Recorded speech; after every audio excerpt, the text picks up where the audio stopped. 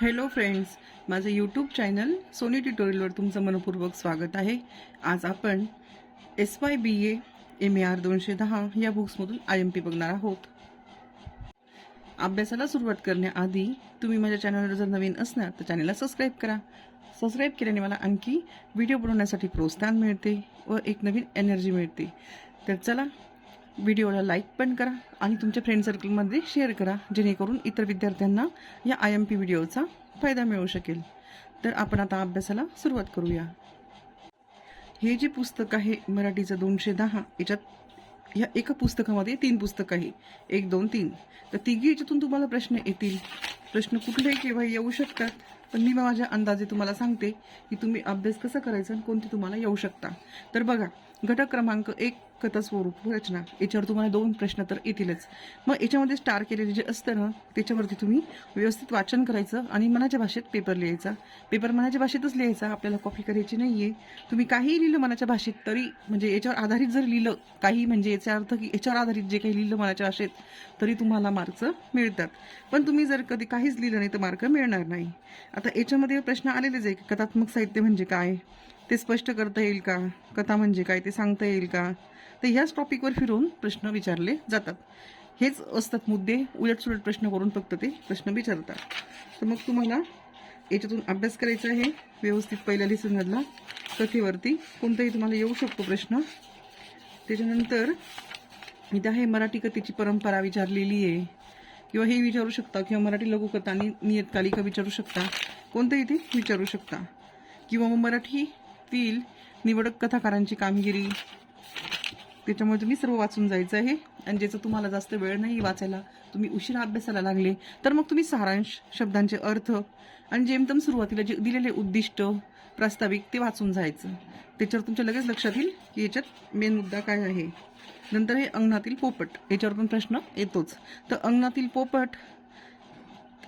पोपट हा जो विषय, याच्यावरच प्रश्न येतो. तर तो तुम्ही व्यवस्थित त्याच्यावरती वाचून जायचं. किंवा मग कथेतील कालतत्व. तर पुढचं लेसन आहे किडलेली माणसे. मग किडलेली माणसेमध्ये काय आहे, तर नवकथेची स्वरूप वैशिष्ट्य लक्षात येतील. गंगाधर गाडगीळ या नवा कथाकाराच्या कथा विचाराचा परिचय होईल का. किंवा मग किडलेली माणसे या कथेतून प्रतिबिंबित झालेला महानगरीय जीवनाचे आकलन होईल का. मग माझ्या मते ना तुम्हाला याच्यावर येऊ शकतो प्रश्न, किडलेली माणसे या कथेतून प्रतिबिंबित झालेला महानगरी जीवनाचे. तर तुम्ही हे करू शकता व्यवस्थित. किंवा मग गंगाधर गाडगीळ आणि बाकीचं पण वाचून जायचं, त्याच्यावर तुम्हाला येऊ शकतो प्रश्न. ते प्रत्येक याच्यातून तुम्हाला एक एक प्रश्न तर टाकणारच आहे. याच्यात तुम्ही सारांश वाचू शकता, जर लेसन पूर्ण वाचायला तुम्हाला वेळ नाही आहे तर. त्याचे शब्दांचे अर्थ, म्हणजे तुम्ही लगेच तुमच्या मनाच्या भाषेत व्यवस्थित पेपर लिहू शकता. जर कधी तुम्ही शब्दांचे वाक्यप्रचार अर्थ सगळं जर लक्षात ठेवलं तर लगेच कळतं तुम्हाला कोणत्या भाषेत लिहायचं आहे ते. जर तुम्ही शब्दांचे अर्थ नाही लक्षात घेतले तर मग तुम्हाला वाक्यरचना करायला समजणार नाही. नंतर पुढचा आहे घटक क्रमांक 4 राधी. तर या राधीमध्ये हे स्टार दिलेले आहे. दीर्घकथेचे स्वरूप वैशिष्ट्य लक्षात येतील, कथा व कादंबरीचे वेगळे पण ध्यानात येईल. हे सगळंच दिलेलं आहे, त्याच्यावरती स्टार केलेली, त्याच्यातून तुम्ही वाचू शकता. व्यक्तिचित्र व कथा यातील भेदरेषा स्पष्ट होईल का. आला तर एखादी प्रश्न येईल, नाही तर नाही पण येणार याच्यावरती. तर तुम्ही वाचून जावं राधीचं लेसन. नंतर पुढचं आहे ही जी आहे ना राधी कादंबरी कथा, एक वेळेस वाचून घ्यायचं व्यवस्थित. नंतर याचं पण सारांश वाचून घ्यायचा, शब्दार्थ वाचून घ्यायचे. नाही एवढं सगळं करायला मिळालं थोडं थोडं तरी करून राहायचं, म्हणजे नक्कीच लक्षात येईल. नंतर आहे नागिन, घटक क्रमांक 5. तर नागिनीवरती येऊ शकतो एखाद्या वेळेस कथा नागिनची, वाचून जायचं. कथा म्हटल्यावरती सोपीच आहे, फक्त लक्षात ठेवायचं त्याचं काय आहे ते टॉपिकवरती कथा. किंवा नागिनचे कथानक स्पष्ट करा असा प्रश्न येऊ शकतो. हे जे आहे ना नागिनचं सारांश, हे पण वाचायचं, लगेच लक्षात येईल तुमच्या. लेखक परिचय हे सर्व. नंतर पुढचं आहे भूक. दलित कथेचे स्वरूप लक्षात येईल. भुकेची वेदना हा कथाविषयक सामाजिक सांस्कृतिक संदर्भ कसा हाताळला आहे हे समजेल. बाबूराव बागुल यांच्या लेखनशैलीचे वैशिष्ट्य समजतील. मग ही भुकेची वेदना आहे ना, हा टॉपिक नीट करून जायचा, याच्यावरती येऊ शकतं. नंतर आहे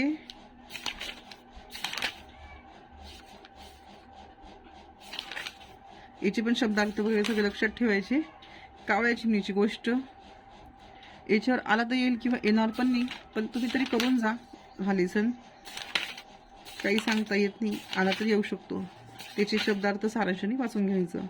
नंतर आहे कादंबरी स्वरूप आणि रचना. पुस्तक दुसरं हमखास, पुस्तक दुसरं पहिला लेसन 100% याच्यावरती प्रश्न येईलच, म्हणून हा लेसन करूनच जायचा व्यवस्थित.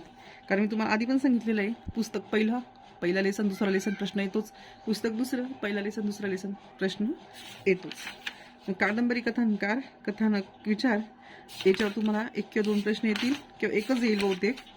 मग हा करून जायचा. याच्यावरती स्टारवरती कथानक म्हणजे काही येऊ शकतं, याच्यातलं कोणता येऊ शकतो तुम्हाला, तर हे सगळं याचे टॉपिक वाचून जायचे, थोडे व्यवस्थित लक्षात ठेवायचे.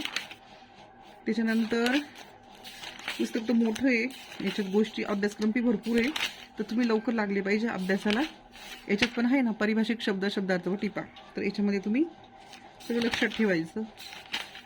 नंतर आहे कादंबरी पात्र विचार, याच्यावरती तुम्हाला एखादी प्रश्न येईल तर तुम्ही हे करून जायचं, याच्यात कोणतं पण येऊ शकतो प्रश्न तुम्हाला. नंतर आहे कादंबरी वातावरण, वातावरण ह्या घटकाचे महत्त्व समजेल. वातावरणाचे समग्र, तर वातावरण म्हटल्यावरती टॉपिक सोपाच वाटतोय, पण तुम्ही व्यवस्थित वाचलं तर तुमच्या लक्षात येईल काय आहे त्याच्यामध्ये, आणि तुम्ही लगेच त्याच्यावरती मनाच्या भाषेत उत्तर लिहू शकता जर आला प्रश्न तर. असं पण म्हणू शकता, नाही तर ते भालचंद्र नेमाडे यांच्या कोसला कादंबरीतील खालील भाग वाचा, मग ह्याच्यावरती काही आलं तर येऊ शकतं. याचे जे नावं आहेत ना, हे यांचं पण थोडं लक्षात ठेवायचं, काय दिलेलं आहे त्याच्यावर येऊ शकतं, सांगता येत नाही. हे जे आहेत ना डॉक्टर जयंत नारळीकर, असे मुद्दामून ते लेखकाची नावं टाकून तुम्हाला अवघड प्रश्न देऊ शकता, त्याच्यामुळे तुम्ही नीट अभ्यास करून जायचा. पुढचे कादंबरी लेखकाचा दृष्टिकोन, याच्यात पण सेम स्टारवाले मुद्दे वाचून जायचे, कोणताही प्रश्न तुम्हाला येऊ शकतो.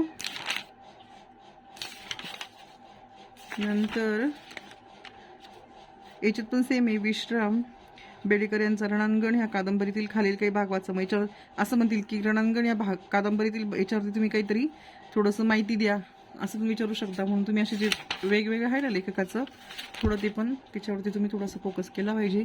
उलटापालटा काही पण विचारू शकता. नंतर आहे कादंबरी निवेदन पद्धती विचार, त्याच्यावर पण तुम्ही करून जा. सोपे आणि अवघड दोघी टॉपिक याच्यामध्ये केलं तर सगळं सोपं जाईल. तर वेळ देऊन तुम्हाला अभ्यास करावा लागणार आहे, तरच तुम्हाला पेपर सोपा जाईल, नाही तर नाही. कादंबरी भाषा विचार, भाषेवरती तर आपण सहज लिहू शकतो. ही भाषा ही खास मानवी संवादाची व्यवस्था आहे, तर भाषा प्रत्येकाची बदलत असते 1-1 किलोमीटर अंतरावरती. मग भाषेवर जे काही आहे तुम्ही आता वाचून तुम्हाला लक्षात येईल, काय दिलंय तसं तुम्ही लिहू शकता. नंतर आहे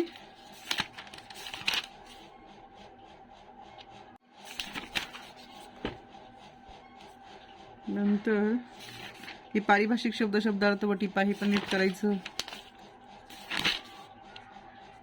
घटक 7 समकालीन कादंबरी विचार, नवकादंबरी, दलित कादंबरी आणि लोकप्रिय कादंबरी, याच्यावर एखादाच प्रश्न येऊ शकतो, म्हणाले नीट करून जायचा. त्याच्या 3च टॉपिक आहे स्टारमध्ये, तर हेच मुद्दे लक्षात ठेवायचे फक्त, आणि मनाच्याच भाषेत पेपर लिहायचा, असं काही नाही. सेम तसंच पाहिजे, हे बोर्डाची एक्झाम नाही आहे, फक्त कॉपी करायची नाही, मनाच्या भाषेत लिहायचं, नक्कीच तुम्ही चांगल्या मार्काने पास होणार. नंतर पुढचं आहे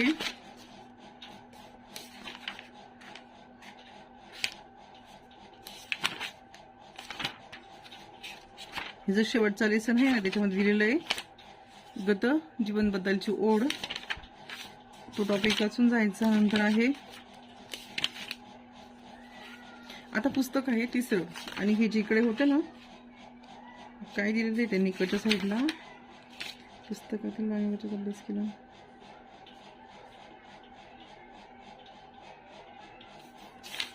कादंबरीची सूची, हे बघा हे जे आहे ना पुस्तक तिसरं, तर याच्यात पण पहिला लेसन दुसरा लेसन हमखास येईल. तर पहिला लेसन काय आहे, यमुना पर्यटन बाबा पदमंजी. तर हा लेसन करून जायचा. याच्यावर 100% येईल तुम्हाला प्रश्न. एक येऊ शकतो, 2 येऊ शकता, एखाद्यास एकच येईल. पण करून जायचा. याच्यात कोणताही प्रश्न तुम्हाला येऊ शकतो, सांगता येत नाही. बोधवादी कादंबरी म्हणून यमुना पर्यटनाचे मूल्यमापन स्पष्ट करा असं पण येऊ शकतो, किंवा केसांच्या टोपाचे प्रकरण. नंतर याच्यात पण आहेच तुम्हाला शब्दार्थ ते वगैरे व्यवस्थित करायचे. नंतर पण लक्षात कोण घेतो हो ना आपटे, याच्यावर पण तुम्हाला येईलच प्रश्न या लेसनवरती. पण तो लेसन दुसरा आहे ना म्हणून त्याच्यातलं तुम्हाला कोणतं पण येऊ शकतं. ते ह्या पुस्तकामध्ये काही काही खूप सोपं आहे टॉपिक्स, त्याच्यात तुम्ही मनाच्या भाषेत लिहू शकता. पण काही काही अवघड आहे, तर त्याचे तुम्ही शब्दार्थ लक्षात ठेवून मनाच्या भाषेत वाक्यरचना तयार करायची. आता असं जसं की टॉपिक येतात हरिभाऊच्या प्रतिभेचा प्रकर्ष, असं काही विचारू शकता की हरिभाऊबद्दल काही सांगा किंवा ते प्रकर्ष सांगा. हरिभाऊच्या स्वानुभव व त्यांची कादंबरी स्पष्ट करा, कोणतेही ते विचारू शकता. वेगवेगळ्या नावांविषयी तुम्ही मागच्या वर्षाच्या प्रश्नपत्रिकेचं पण ॲनालिसिस करा, त्याच्यावरून पण प्रश्न येतात तुम्हाला, ते पण करायचं. ब्राह्मण कन्या श्री व्यंकट केतकर घटक क्रमांक 3, याच्यात पण हे स्टार केलेले ते वाचून घ्यायचं. आलं तर येऊ शकतं, नाही तर नाही. गारबीचा बापू शीना पेंडसे हा लेसन करून जायचा, याच्यावर येऊ शकतो प्रश्न. तसं ती तुम्हाला 5 ऑप्शन देतात, म्हणून तुम्ही अभ्यास नीट केला तर तुमचा कोणताच प्रश्न सुटणार नाही, सर्व प्रश्न सोडवलेच जातील. प्रत्येक लेसनमधले तुम्हाला ऑप्शन म्हणून असतातच एक एक टॉपिकवरती, सर्व करून जायचं. नंतर आहे चक्र जयवंत दळवी, हा पण करून जायचा. चक्र लेसनवरती तुम्हाला येऊ शकतं. चक्रने प्रादेशिकता कोंडी फोडली, किंवा मग चक्र उषा हस्तक, किंवा मग माणसासारखी जगण्याची दुर्दम्य आकांक्षा याच्यावरती. व्यक्तीचं जीवन संघर्ष,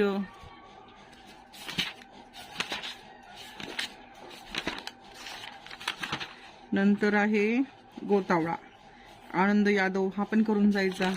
शेवटचे लेसन करून जायचे, सांगता येत नाही शेवटच्या लेसनमधले जर त्यांनी घेतले प्रश्न तर तुम्हाला टॉपिक मुद्दे सगळं कथा वगैरे माहिती पाहिजे, येऊ शकतं. नारळाचे दुःख काय ते पण वाचून जायचं. पानिपत शंकर सारडा, पानिपत विश्वास पाटील, येऊ शकतो या लेसनवरती पण प्रश्न, हा पण नीट करून जायचा शेवटचे लेसन. नंतर आहे नामुष्कीचे स्वगत, 8वा लेसन रंगनाथ पठारे, आलं तर येऊ पण शकतो, नाही तर नाही पण तरी करून जायचा याच्यावरती. नंतर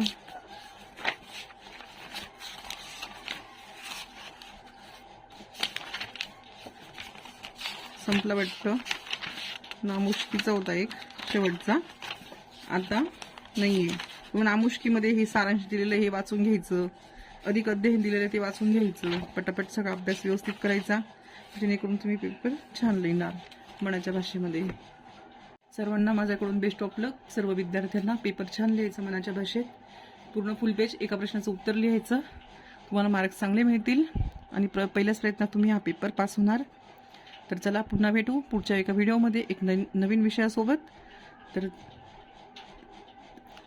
माझा व्हिडिओ बघितल्याबद्दल थँक्स फॉर वॉचिंग, आणि चॅनलला नवीन असणार तर सबस्क्राईब नक्की करा आणि फॉलो करा.